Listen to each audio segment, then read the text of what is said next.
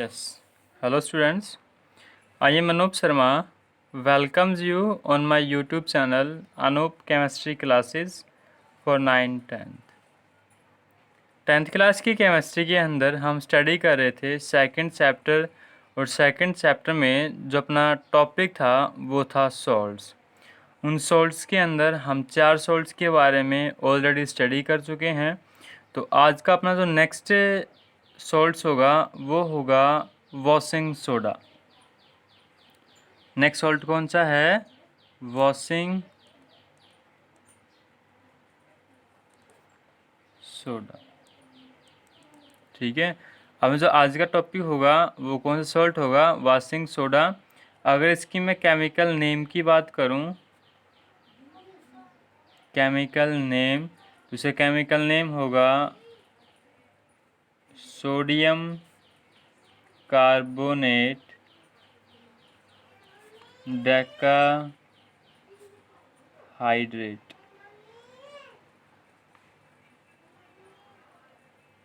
क्या नाम हो गया? केमिकल नेम हो गया इसका, chemical name of washing soda that is sodium carbonate Deka hydrate. क्या हो गया? Sodium carbonate Deka hydrate. अगर मैं केमिकल फार्मूले की बात करूं इसकी, तो मेरे पास केमिकल फार्मूला हो गया, chemical formula is Na2CO3 into 10H2O। कैसे आया देखो, सोडियम कार्बोनेट फार्मूला होता है Na2CO3, डेका मतलब 10, डेका मतलब 10 और हाइड्रेट मतलब वाटर। ठीक है। तो sodium carbonate Deka hydrate, sodium carbonate Deka hydrate. अगर फार्मूले की बात करें तो सोडियम कार्बोनेट Na2CO3, ये बना सोडियम कार्बोनेट का फार्मूला। ठीक है। डेका मतलब होता है 10, डेका मीन्स 10 और हाइड्रेट मतलब वाटर मॉलिक्यूल्स होते हैं। हाइड्रेट मीन्स क्या होते हैं? Water molecules. तो Na2CO3 इंटू 10H2O क्या बना? Chemical formula of washing soda. ठीक है। ये दो फॉर्म्स में एग्जिस्ट करता है। It exist in two forms, it exist in two forms. ये दो फॉर्म में एग्जिस्ट करेगा। पहला जो फॉर्म होगी उसकी होगी Na2CO3 H2O। इसमें कितने वाटर मॉलिक्यूल्स होंगे? एक होगा और नाम होगा सोडियम कार्बोनेट मोनोहाइड्रेट। मोनो मतलब एक, मोनो मतलब एक। ठीक है। इसकी दूसरी फॉर्म होगी वो होगी सोडियम कार्बोनेट Na2CO3। क्या होगी? Na2CO3 सिर्फ सोडियम कार्बोनेट। पहला जो था वो था सोडियम कार्बोनेट मोनोहाइड्रेट। क्या था? मोनोहाइड्रेट। दूसरा था सोडियम कार्बोनेट। इस सोडियम कार्बोनेट को हम सोडा एस बोलते हैं। क्या बोलेंगे इसको? Soda S. इसके अंदर वाटर के मॉलिक्यूल्स नहीं मिलते। किसके अंदर? सेकंड फॉर्म है, इसके अंदर क्या नहीं मिलते? वाटर के मॉलिक्यूल्स नहीं मिलते, इसलिए इसका नाम होगा सोडा एस। ठीक है। प्रिपरेशन, इसको प्रिपेयर कैसे करेंगे? तो इसकी प्रिपरेशंस होगी sodium carbonate, sodium carbonate is prepared by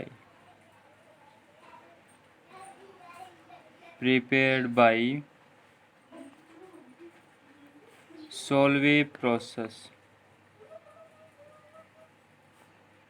किससे? सोल्वे प्रोसेस से, या और इसी का दूसरा नाम होगा और ऑल्सो कॉल्ड, इसी को दूसरा नाम पर होता है also called ammonia soda process. ठीक है। जो हम सोडियम कार्बोनेट की प्रिपरेशंस करेंगे वो कौन से प्रोसेस से होगा? सोल्वे प्रोसेस से। किससे होगा? सोल्वे प्रोसेस से, या फिर इस सोल्वे प्रोसेस को ही कहते हैं अमोनिया सोडा प्रोसेस। क्या कहेगा? Ammonia soda process. It exist in 3 steps. It forms in it forms in 3 steps।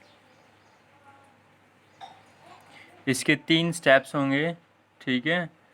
तो इसके 3 स्टेप्स होंगे, जिसमें से पहला स्टेप है मैन्युफैक्चर ऑफ, फर्स्ट है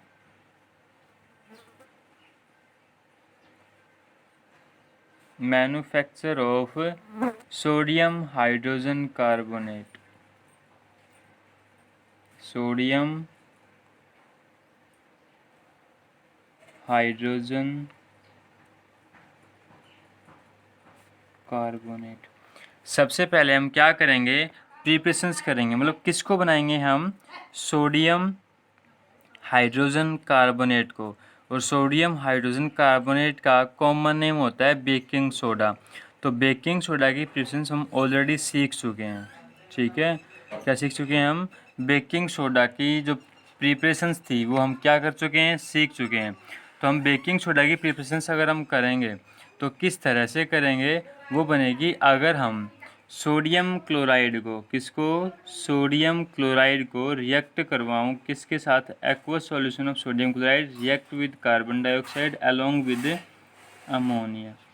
किसके साथ है, अमोनिया के साथ। मतलब ये NaCl plus H2O, aqueous solution sodium chloride, क्या हो गया, aqueous solution of sodium chloride along with carbon dioxide with ammonia. अगर मैं इनके रिएक्शंस करवाऊँ तो मेरे पास क्या आएगा, NaHCO3 प्लस अमोनियम क्लोराइड,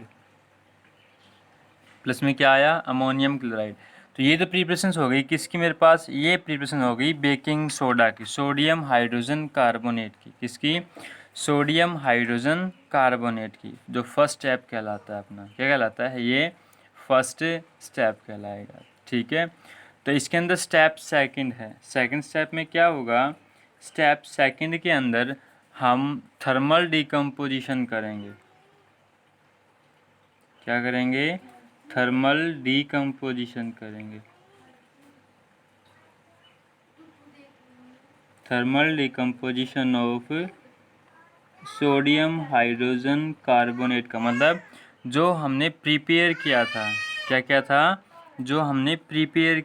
अब सेकंड स्टेप में क्या करेंगे, हम थर्मल डिकम्पोजिशन करेंगे सोडियम हाइड्रोजन कार्बोनेट का, मतलब जो मैंने फर्स्ट स्टेप के अंदर सोडियम हाइड्रोजन कार्बोनेट बनाया था NaHCO3, उसका अब हम क्या करेंगे, थर्मल डिकम्पोजिशन, क्या करेंगे, थर्मल डिकम्पोजिशन। तो करिए, मेरे पास है 2NaHCO3, मेरे पास 2 मॉलिक्यूल्स हैं सोडियम हाइड्रोजन कार्बोनेट को, उसको मैंने क्या किया, थर्मल डिकम्पोज किया, क्या क्या, थर्मल डिकम्पोज किया। तो जब इसको थर्मल डिकम्पोजिशन करेंगे तो मेरे पास क्या आएगा, सोडियम कार्बोनेट प्लस में कार्बन डाइऑक्साइड और प्लस में H2O, और यहाँ से गैस जो बाहर निकलेगी वो कौन सी निकलेगी, कार्बन डाइऑक्साइड, कौन सी निकलेगी, कार्बन डाइऑक्साइड गैस बाहर निकली, ठीक है। सेकंड स्टेप में हमने क्या किया, थर्मल डिकम्पोजिशन किया सोडियम हाइड्रोजन कार्बोनेट का। उसमें क्या हुआ, जब मैंने सोडियम हाइड्रोजन कार्बोनेट को हीट किया, थर्मल डिकम्पोजिशन किया, तो वो sodium carbonate, carbon dioxide plus water, इन 3 चीज़ों में क्या हुआ, डिकम्पोज हुआ। अब जो थर्ड स्टेप है, स्टेप थर्ड, उस स्टेप थर्ड के अंदर देखो हम प्रिपरेशंस कर रहे हैं सोडियम कार्बोनेट डेकाहाइड्रेट, मतलब वॉशिंग सोडा की। तो मेरे पास सोडियम कार्बोनेट आ चुका है, मेरे पास किसकी कमी है, 10H2O, मतलब 10 वाटर मॉलिक्यूल्स की। तो हम थर्ड स्टेप में क्या करेंगे, रिक्रिस्टलाइजेशन कर देंगे, क्या कर देंगे, रिक्रिस्टलाइजेशन, रिक्रिस्टलाइजेशन ऑफ Na2CO3। अब जैसे ही हमने सोडियम कार्बोनेट का रिक्रिस्टलाइजेशन किया, इसका मतलब होता है एडिशन ऑफ वाटर, वाटर के मॉलिक्यूल्स को हम ऐड करेंगे। आज हम वाटर के मॉलिक्यूल्स को ऐड कर रहे हैं तो हम पे डिपेंड करता है हम कितने वाटर मॉलिक्यूल्स उसमें ऐड कर रहे हैं। तो मुझे आवश्यकता है Na2CO3 के अंदर 10 वाटर मॉलिक्यूल्स की, कितने, 10 वाटर मॉलिक्यूल्स की। 10 वाटर के मॉलिक्यूल्स ऐड होती है वो क्या बन जाएगा, मेरे पास बनेगा sodium carbonate, sodium carbonate into 10H2O। क्या बना, सोडियम कार्बोनेट डेकाहाइड्रेट, और नाम क्या बना इसका, वॉशिंग सोडा।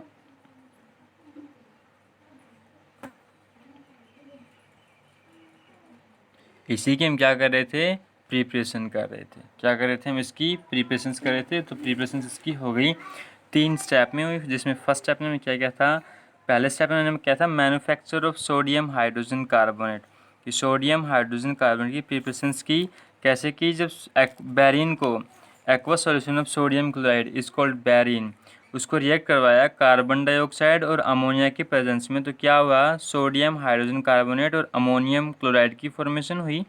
सेकंड स्टेप में मेरे पास जो सोडियम हाइड्रोजन कार्बोनेट आया उसका थर्मल डिकम्पोजिशन करवाया। तो जब मैंने उसका थर्मल डिकम्पोजिशन करवाया बेकिंग सोडा का, तो मेरे पास क्या आया, सोडियम कार्बोनेट के साथ कार्बन डाइऑक्साइड और वाटर के मॉलिक्यूल्स मिले मुझे। अब थर्ड स्टेप के अंदर हमने करवाया रिक्रिस्टलाइजेशन ऑफ सोडियम कार्बोनेट। जब इसका हम सोडियम कार्बोनेट का रिक्रिस्टलाइजेशन करवाएंगे तो इसके अंदर हम कितने भी वाटर मॉलिक्यूल्स को ऐड कर सकते हैं। ठीक है, तो मुझे कितने की ज़रूरत है, 10H2O की, 10 वाटर मॉलिक्यूल्स की। तो मैंने क्या किए, 10 वाटर के मॉलिक्यूल्स उसमें क्या कर दिए, ऐड कर दिए। ठीक है, अब मेरे पास है properties.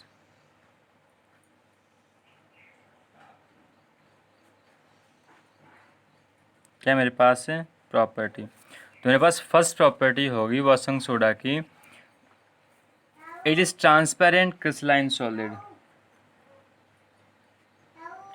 Is transparent crystalline solid. क्या हो गया ये, ट्रांसपेरेंट क्रिस्टलाइन सॉलिड हो गया। सेकंड, जब इसको when kept open in air, छोटा करा रहा हूँ, when kept in air it loses 9 water molecules. क्या करेगा, जब इसको एयर में खुला छोड़ेंगे, किसमें छोड़ेंगे, खुला, एयर में जब खुला छोड़ेंगे तो ये 9 मॉलिक्यूल्स लॉस कर देता है। क्या कर देता है, लॉस कर देता है। ठीक है, थर्ड है मेरे पास, it dissolve in water to get solution. It dissolve in water, dissolve in water मतलब ये पानी के अंदर क्या होता है, डिजोल्व कर जाता है। ठीक है, मतलब these are soluble in water, these are soluble in water, then these are the properties of washing soda. Now uses, इसके यूजेस के बारे में स्टडी करेंगे। तो यूज क्या हो गया, पहला तो इसके नाम से ही कन्फर्म है, वॉशिंग सोडा है, तो क्या होगा, कपड़े वॉश करने में यूज़ होगा। ठीक है, it is used in laundry, it is used in laundry। Laundry वो जगह होती है जहाँ पे कपड़े वॉश किए जाते हैं। ठीक है, दूसरा जो इसका मोस्ट इम्पोर्टेंट यूज है वो है used for removing permanent hardness of water, used for removing permanent hardness of water, hardness of water, पानी की जो परमानेंट हार्डनेस होगी उसको रिमूव करने में इसका यूज़ किया जाता है। थर्ड यूजेस हो गए इसके, manufacture of useful products, it is used in many useful products, like इसका यूज हम किस में करते हैं, बहुत से प्रोडक्ट्स बनाने में, जैसे soap, paper, ETC। Soap, paper, ETC क्या बनाने में, सोप बनाने में, पेपर बनाने में इत्यादि। ठीक है, इसका फोर्थ यूजेस होगा, it is used as laboratory reagent. किसमें? लैबोरेटरी रिएजेंट, मतलब लैब्स में भी इसका यूज़ किया जाता है। तो देखिए वॉशिंग सोडा की यूज फिर बता रहा हूँ। प्रॉपर्टीज़ हो गई, ट्रांसपेरेंट क्रिस्टलाइन सॉलिड हो गया, एयर में जब छोड़ोगे तो 9 मॉलिक्यूल्स लॉस कर देगा और वाटर के अंदर सोल्यूबल है। ठीक है, यूजेस हो गए इसके। Used in laundry for washing clothes, laundry के अंदर जो कपड़े वॉश किए जाते हैं उसमें यूज होता है ये। Removing permanent hardness of water, water की परमानेंट हार्डनेस को ख़त्म कर देता है। बहुत से यूजफुल प्रोडक्ट्स बनते हैं, जैसे सॉप हो गया, पेपर हो गया, ऐसे बहुत से इसे प्रोडक्ट्स बनते हैं। It is used in laboratory reagents, किस में यूज होता है ये? लैब्स के अंदर रिएजेंट की फॉर्म में यूज होता है। ठीक है, this is your washing soda. अगर आपको अभी कोई प्रॉब्लम है तो कमेंट बॉक्स में मुझे बता दें, मैं आपके सॉल्यूशंस को सॉर्ट आउट कर दूँगा। Okay, thank you.